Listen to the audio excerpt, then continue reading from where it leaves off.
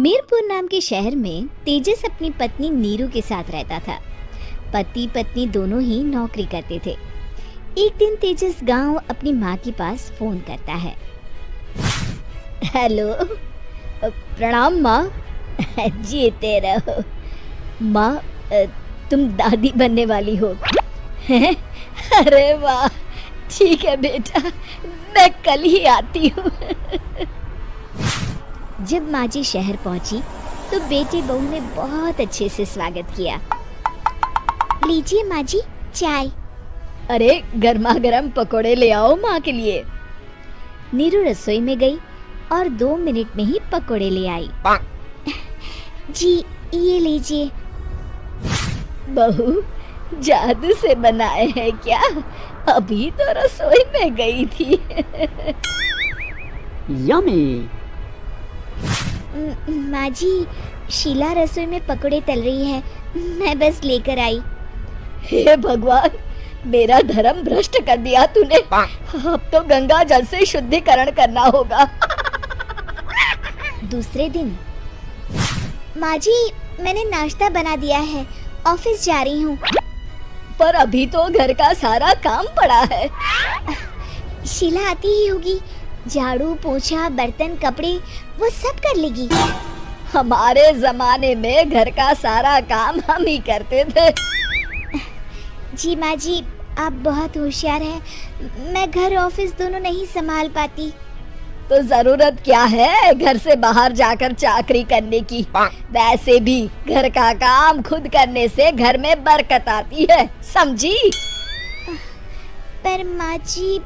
पर वर कुछ नहीं, इस महीने की पगार मिले फिर ऑफिस बंद है। हाँ। रात को नीरू तेजस से कहती है, सुनिए जी, माँ जी बोल रही थी कि मैं नौकरी छोड़ दूं। वैसे ठीक ही तो है, अभी तुम्हें आराम की जरूरत है। फिर भी आराम कहाँ, शीला को छुड़ाने के लिए बोल रही थी। तो अब 24 घंटे में इतना काम तो कर ही सकती हो। पर जॉब पसंद है मुझे, घर पर मन नहीं लगेगा। अगले दिन जब दोनों ऑफिस के लिए निकल रहे थे, मेरी तो कोई कीमत ही नहीं है इस घर में। माँ जी, आजकल महंगाई बहुत है, रहन सहन भी बदल गया है, दोनों नौकरी करते हैं तभी ठीक रहता है। अच्छा, तू कहना क्या चाहती है? मेरा बेटा तुझे बिठा के खिला नहीं सकता?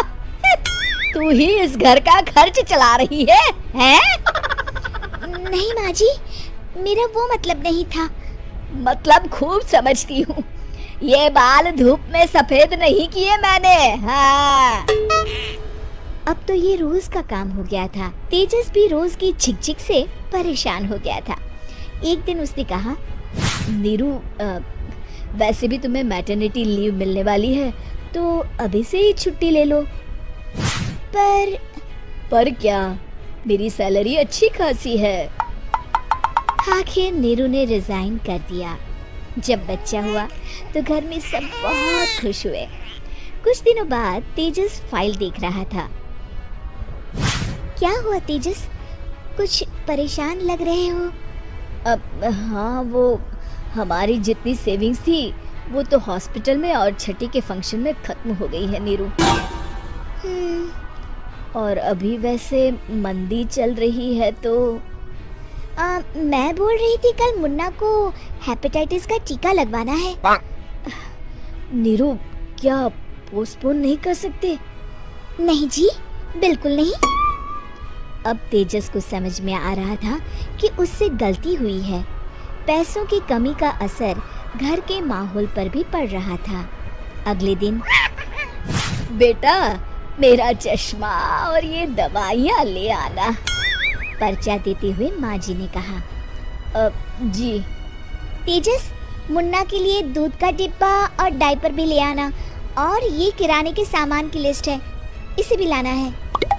तेजस गुस्से में लिस्ट मरोड़कर फेंकता है और चिल्लाता है, पैसे क्या पेड़ पर उगते हैं? ये ले आना, वो ले आना। अरे पर ये जरूरत का सामान ही है। वो गुस्से में बिना कुछ कहे ऑफिस चला गया। अरे लंच तो ले जाइए। नीरू दौड़कर डिब्बा पकड़ाती है। एक दिन खाना खाने के बाद, नीरू, अब तो मुन्ना कुछ बड़ा हो गया, तो अब तुम वापस ज्वाइन कर लो ना जॉब। पर इस रिसेशन में जॉब मिलना बहुत मुश्किल है, ट्राई तो करो। फिर मुन्ना, माँ जी है ना, और एक फुल टाइम मेड भी लगा लेंगे। पर माँ जी, उन्हें तो पसंद नहीं। तभी माँ जी वहाँ आ जाती है और प्यार से नीरू के सर पर हाथ फेरते हुए बोलती है, अब मेरी समझ में आ गया बहू, पहले के और अब के समय में अंतर है। तुम काम शुरू करो, मुन्ना की जिम्मेदारी मेरी। मेरी प्यारी माँ जी, ये कहकर नीरू उनके गले लग गई। शिक्षा, परिवर्तन संसार का नियम है, हमें भी समय के साथ चलना चाहिए। उम्मीद है कि आपको हमारी ये कहानी पसंद आई होगी।